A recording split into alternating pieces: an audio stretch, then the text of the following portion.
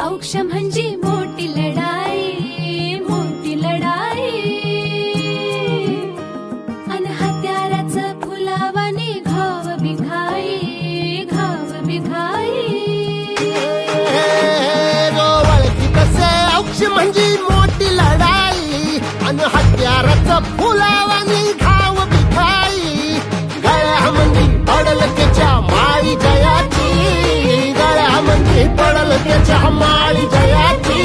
तू चाल पुढं, तू चाल पुढं, तू चाल पुढं. तुला रगड्या भीती कशाची, परवा भी कुणाची. मन सुद्धा तुझा गोष्ट आहे पृथ्वी मोलाची, हा पृथ्वी मोलाची.